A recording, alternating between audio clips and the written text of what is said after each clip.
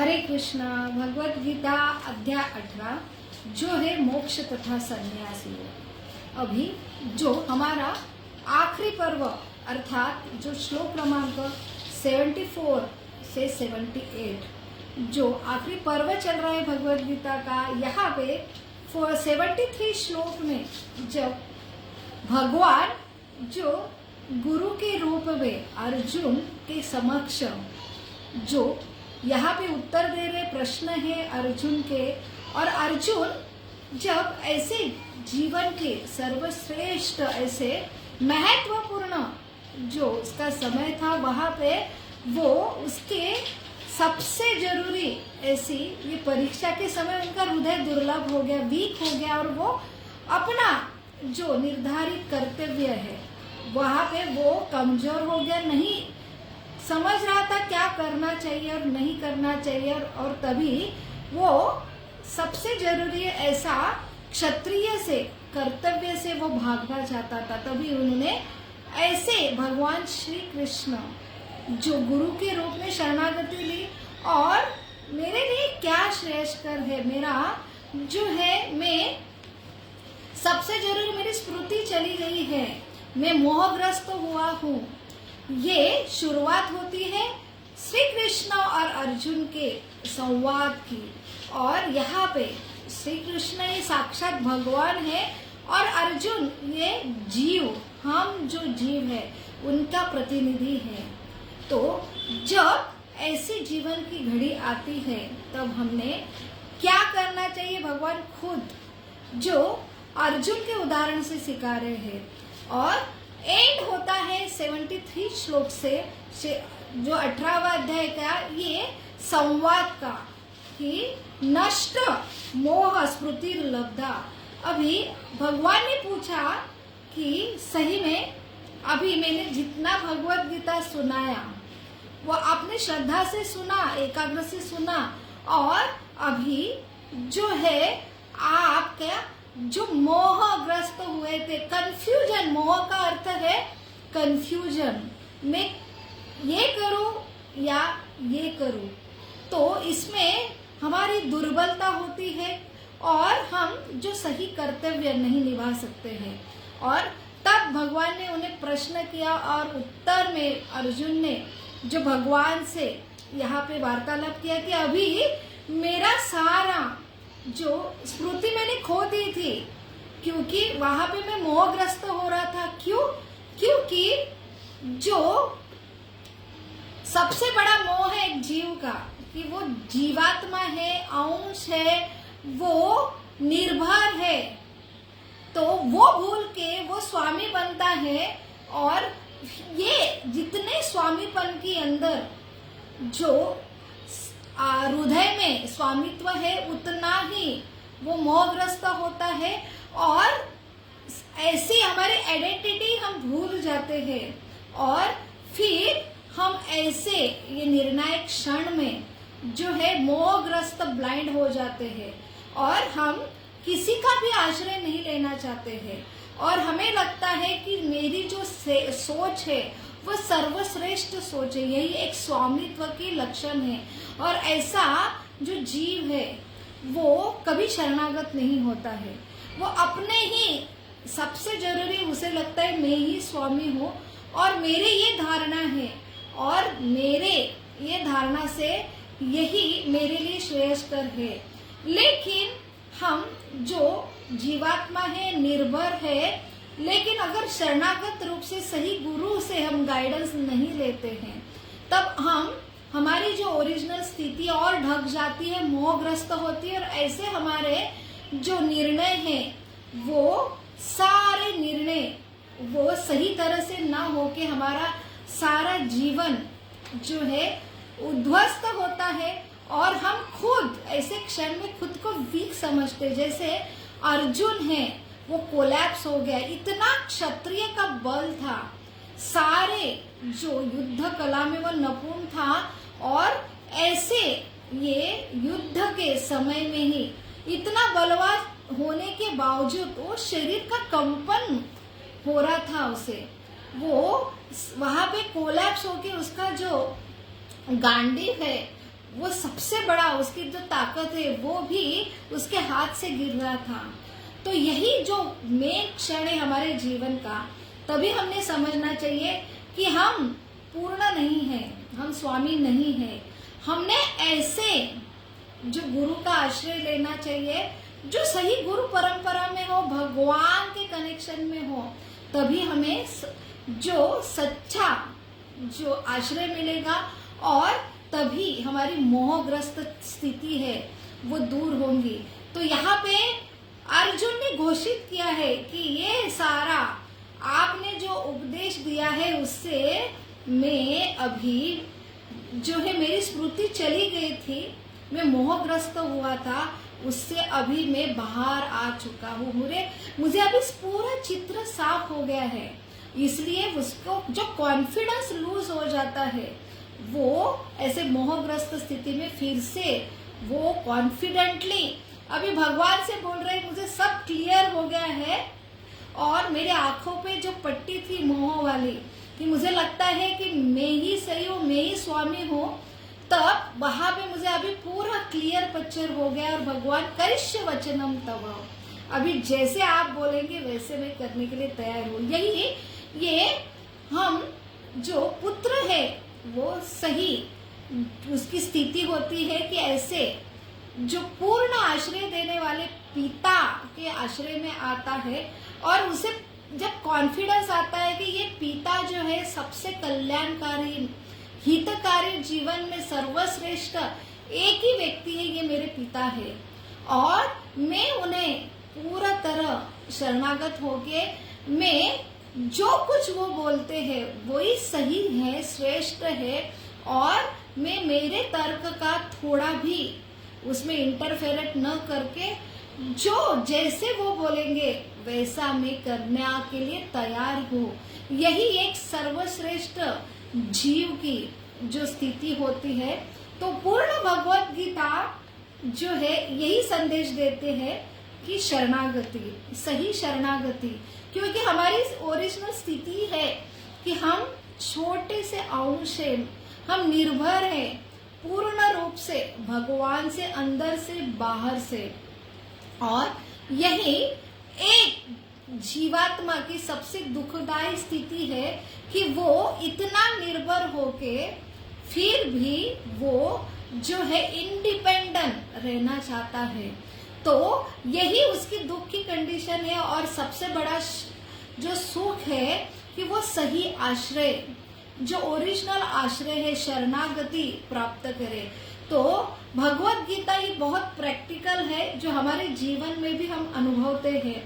तो भगवत गीता ये हमारे जीवन की लड़ाई है, और लड़ाई में कैसे हम ऐसे जो सबसे इम्पोर्टेंट जो समय में हम अंदर से दुर्लभ जो वीक होते हैं, दौर्लभ्य होता है हमारा हृदय, फिर हम जो सही चेतना में हमारा युद्ध जो है लड़ नहीं पाते हैं। इसलिए भगवत गीता हमें सिखाती है कि हमने जीवन में सही गुरु जो भगवान से कनेक्टेड है, ऐसे गुरु शिष्य परंपरा से कनेक्टेड है, ऐसे गुरु के आश्रय में हमने सही भगवान का संदेश जो है अपने जीवन में जो कनेक्शन हमें भगवान से कराए, ऐसे ये हमें ये चेतना हमारी शरणागति का संदेश देता है। तभी हम जीवन के सारे निर्णय जो है सही ले पाए। तो हमारा जीवन जो सुखकर आज भी और कल भी और अंतगत्वा हमारा जो जीवन की मनुष्य जीवन का जो ध्येय है वो हम साध्य कर सके। तो यहाँ पे अभी 74 श्लोक के बाद संजय बोलना स्टार्ट हुए हैं। तो भगवत गीता के टोटल 700 श्लोक है, उसमें 575 श्लोक भगवान ने बोले हैं, जो 81 श्लोक जो है अर्जुन ने प्रश्न के रूप में बोले हैं, संजय ने जो है 43 श्लोक यहाँ पे बोले हैं, और 1 श्लोक जो है धृतराष्ट्र ने बोला है। तो शुरुआत ही होती है भगवत गीता की धृतराष्ट्र उवाच धर्मक्षेत्रे कुरुक्षेत्रे।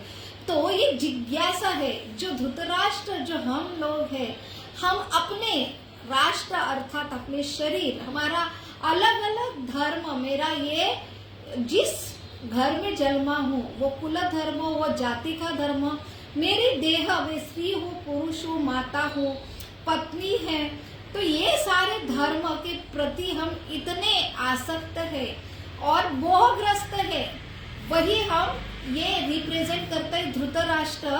और वो संजय से पूछ रहा था कि मेरे पुत्र तथा पांडवों के पुत्र के बीच में क्या हो रहा है। उसे आशा थी ये राष्ट्र जो हस्तिनापुर है उसका राजा, वो हमेशा वो अधिकारी नहीं था, लेकिन उसे राजा बनना था और राजा बनने के बाद वो जो सिंहासन है उसके प्रति इतना अटैच था, आसक्त था, वो सिंहासन छोड़ना नहीं चाहता था। यही आसक्ति अर्थात धृतराष्ट्र, राष्ट्र के प्रति आसक्ति, जो मेरा नहीं है उसके प्रति आसक्ति, जो सही आसक्ति नहीं है, वही रिप्रेजेंट करता है धृतराष्ट्र।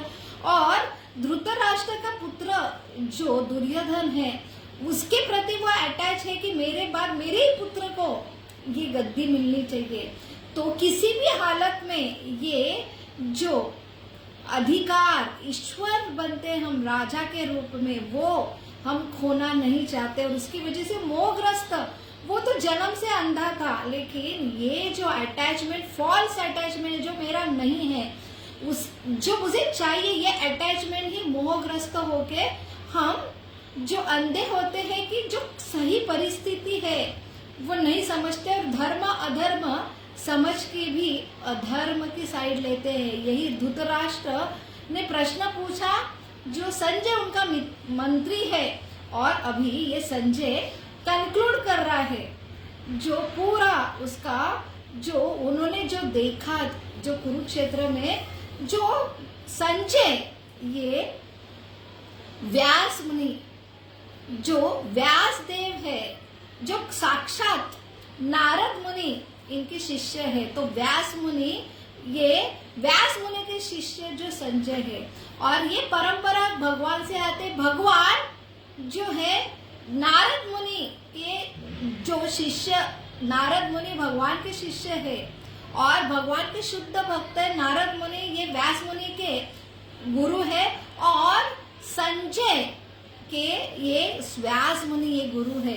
तो इसलिए गुरु के सिख गुरु, वो जो गुरु जो भगवान से कनेक्टेड है, उनके कृपा से ही संजय यहाँ पे बोल रहे हैं कि मुझे भगवान की कृपा से जो डायरेक्ट गीता अर्जुन को सुनाई, वही मुझे डायरेक्ट ये मेरी कृपा मिली मेरे गुरु से। ऐसे दिव्य दृष्टि उन्होंने प्रदान की थी व्यास मुनि ने संजय जी से। उससे वो बैठे बैठे जो हस्तिनापुर के महल में, ये कुरुक्षेत्र में जो युद्ध चल रहा था, वहां पे जो कुछ है वहां पे आंखों देखो। सबसे जरूरी है वो बोल रहे इतना सुंदर ऐसे दो महापुरुष अर्जुन कृष्ण के बीच में ये संवाद हो रहा है। तो ये भगवान स्वयं है। भगवान अर्जुन का ही चुनाव क्यों किया? क्योंकि अर्जुन सबसे जरूरी, बहुत बार भगवान बोलते हैं आप अनघ हो अर्जुन।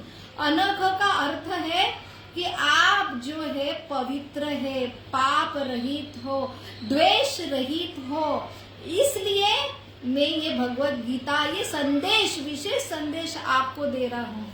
इसलिए भगवत गीता समझनी है तो सबसे सबसे सबसे ये पहला गुण आना चाहिए कि ये प्रॉपर भगवान ने जो ऐसे गीता सुनाई यथारूप। इसलिए प्रभुपाद ने जो गीता लिखी है वो यथारूप, इसमें उन्होंने टाइटल दिया है क्योंकि वो साक्षात कृष्ण ने नारद मुनि से, फिर ब्रह्मा जी से, नारद मुनि से, नारद मुनि से व्यास मुनि से, व्यास मुनि से जो है संजय अर्जुन से, ये गुरु शिष्य परंपरा से आई हुई है भगवत गीता, जिसमें प्रभुपाद ये गुरु शिष्य परंपरा में आते हैं 34 नंबर में। तो ये ओरिजिनल जैसे कि वैसे आप सुनेंगे तभी वो समझेगा। और आप अर्जुन के रिप्रेजेंटेटिव होना चाहिए कि आप जो है द्वेष रहित जो होना चाहिए, ईर्ष्या रहित होना चाहिए। सबसे जरूरी है कि अर्जुन ने जैसे कृष्ण को भगवान जो स्वीकारा है, और जो है कि हमने कृष्ण ये साधारण महापुरुष नहीं है, ये कृष्ण साक्षात भगवान है। अगर भगवान, हम कृष्ण को स्वीकारते हैं और हम शरणागत होते हैं, और तभी ऐसे ये भगवत गीता का संदेश, हमारा रियल संदेश जो हम समझते हैं। तो यही संजय बोल रहे हैं कि इतना दिव्य संदेश है दोनों के बीच में, ये वार्ता हो रही है, जो मैं ये स्मरण करके करके ही मेरा हृदय गदगदित हो रहा है। वो अद्भुत जो रूप, जो भगवान ने विराट रूप अभी तक कभी किसी को नहीं दिखाया, अर्जुन को दिखाया, वो भी मुझे देखने की संधि मिली है, मेरे सिर्फ और सिर्फ गुरु की कृपा से है। तो यहाँ पे वो कंक्लूड कर रहे धृतराष्ट्र का प्रश्न कि मेरे, क्यों धृतराष्ट्र पूछ रहा था मेरे और तथा पांडु के पुत्र में क्या हो रहा है, क्योंकि उसे पता था कि भगवान उपस्थित है, लेकिन उसकी आशा इतने मोहग्रस्त था कि पता है हम अधर्म कर रहे, पता है हमारी हार होने वाली, लेकिन ये मोहग्रस्त जीव जो होता है वो हमेशा आशावादी होता है कि नहीं, हम यही आशा से हमारा हृदय कमजोर होता है और हम आशा करते कि नहीं, एक दिन तो भी जो है मेरे हिसाब से होगा, क्योंकि हम स्वामी बनना चाहते हैं। तो भीष्म, द्रोणाचार्य ऐसे महारथी मेरे जो पुत्र दुर्योधन के पक्ष में है, तो मेरी ही जो जीत है निश्चित है। उसके लिए ही वो संजय से प्रश्न कर रहा था कि क्या हुआ है। तो यहाँ पे अभी संजय घोषित कर रहे हैं कि जो है लास्ट श्लोक 78 नंबर का, यत्र योगेश्वर कृष्ण यत्र पार्थ धनुर्धर तत्र श्रीर विजय भूति ध्रुवा नीतिर मतिर मम। जहाँ कृष्ण है, जहाँ धनुर्धारी अर्जुन है, जो योगेश्वर कृष्ण है, सारे योग शक्ति के जो स्वयं देवता है, और वहां पे श्री अर्थात ऐश्वर्य, विजय ये तो होना ही है। वहां पे जो है ध्रुवा निश्चित ही, और ये नीति से ही होने वाला है, जो डिक्लेयर करते हैं कि ये विजय अर्जुन के ही साइड से होने वाला है। और वहां पे ऐश्वर्य ये निश्चित है, श्री धन विजय और नीति अर्थात धर्म, जो नीतिमत्ता वहां उपस्थित होना है, जहां अर्जुन है, जहां कृष्ण है। तो दुर्योधन ने नारायणी सेना जो भगवान से मांगी थी, वो भगवान की शक्ति है, लेकिन भगवान से शक्ति से ही, शक्ति से भी बहुत महत्वपूर्ण है भगवान स्वयं शक्तिमान। वो अकेले थे और उन्होंने युद्ध भी नहीं किया, वो थे सिर्फ सारथी बने,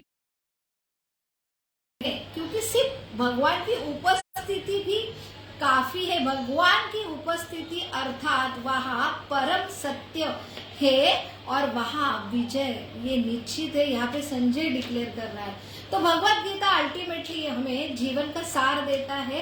वो जो रिप्रेजेंट अर्जुन कर रहा है, अर्जुन को भगवान ने जानबूझ के मोहग्रस्त, वो शुद्ध भक्त थे, उन्हें सब पता था, लेकिन भगवान ने जानबूझ के युद्ध में जो उनका वीक पॉइंट था, जो उनके गुरु थे भीष्म पितामह, उनके पितामह थे, द्रोणाचार्य के सामने उनका रथ लेके आए और ऐसी परिस्थिति उन्होंने, खुद योगेश्वर है वो, योग माया से ये मोहग्रस्त किया, कंफ्यूज किया जो अर्जुन को, और ये अर्जुन को योग माया द्वारा इतना दुर्बल बताया, दुर्बल उन्होंने किया कि वो कंफ्यूज हो गए, अपने अपने तर्क करने लगे और फिर उन्होंने भगवान की शरणागति ली।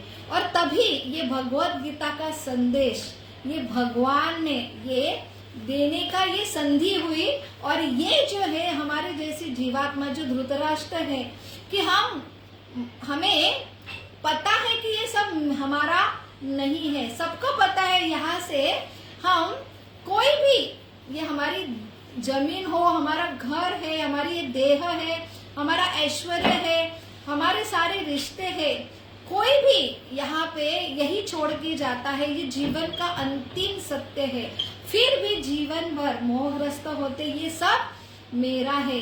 और ये मेरा है अर्थात हमने उसका सिर्फ भगवान की गिफ्ट के रूप में अच्छी तरह संभालना चाहिए। इसके लिए कर्म त्यागना भी नहीं चाहिए कि ये मेरा नहीं तो मैं कुछ भी नहीं करूंगा। यही भगवान संदेश दे रहे, कर्मण्य व अधिकार से आपको ये जीवन में सारे धर्म करते हुए करना है, लेकिन अंतिम उन्होंने संदेश दिया सर्व धर्म परिच्छेद्य। आप वो धर्म से अटैच मत हो, आप ये सिर्फ मेरे शरण में आके ये सारे धर्म का परित्याग करके एक सबसे सर्वश्रेष्ठ धर्म रखो कि मैं तुम्हारा परमेश्वर पिता हूँ और मेरी सलाह से आप जो है जीवन व्यतीत करो। ये सर्वश्रेष्ठ धर्म है, तभी आप सर्व पापेभ्यो में आपका सर्व पाप से मुक्ति कराऊंगा। कि पाप की डेफिनेशन ही है कि हमारा वो नहीं है, फिर भी हम अधिकार जताते हैं क्योंकि हम भगवान कृष्ण को भूलते हैं।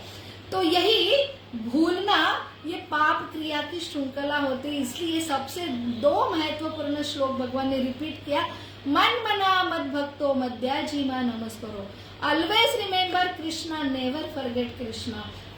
इसलिए वो कर्म योग देते हैं, ज्ञान योग देते हैं, ध्यान योग देते हैं, लेकिन सर्वश्रेष्ठ जो योग है भक्ति योग, कि हमें कृष्ण को, अपने पिता को, अल्टीमेटली भगवत गीता समझ के हमें कृष्ण के प्रति प्रेम संबंध हमारा स्थापित होना चाहिए। यही ये मूल संदेश है। जब प्रेम में हमारा और भगवान का संबंध ये विकसित होगा, तब जो है जो सही संदेश है कि तभी तत्र श्री विजयो, तभी हमारा श्री विजय, हमारे सारे जो षड ऐश्वर्य है, ऐसे भगवान कृष्ण पिता के शरण में हम जाते तो हम अल्टीमेटली सारे अधिकार, जैसे अपने आप प्रॉपर्टी मिल जाती है जब हम पिता के आश्रय में आते हैं, और फिर हमें कोई चिंता की जरूरत नहीं होती। सब जो रिस्पॉन्सिबिलिटी होती है पिता की होती है, वही सबसे बड़ा आश्रय है। क्योंकि हम भूल जाते हैं हम छोटे से भगवान के अंश हैं और हमारे परम पिता ये अंदर से बाहर से हमें पूर्ण आश्रय दे रहे हैं। तो सही हमारे लिए यही श्रेयस्कर है कि हमने ऐसे पिता का प्रेम रूप से आश्रय लेना चाहिए। यही ये भगवत गीता कंक्लूड कर रहे, जो 700 श्लोक की 18 अध्याय की है। तो अल्टीमेटली ध्येय है भगवत गीता का कि भगवान की शरणागति अर्थात कृष्ण भावनामृत जो है, भगवान से प्रेम संबंध विकसित करके हर कर्म भगवान के प्रसन्न के लिए करना, यही सबसे बड़ा जो है जीव का जो कल्याणकारी सबसे जो परम ध्येय है। हरे कृष्णा कृष्ण कृष्ण हरे हरे, हरे राम राम राम हरे हरे कृष्णा। हमने पूरा भगवत गीता का 18 अध्याय जो हम श्रृंखला चालू की थी, लगभग 25 मई से चालू की थी।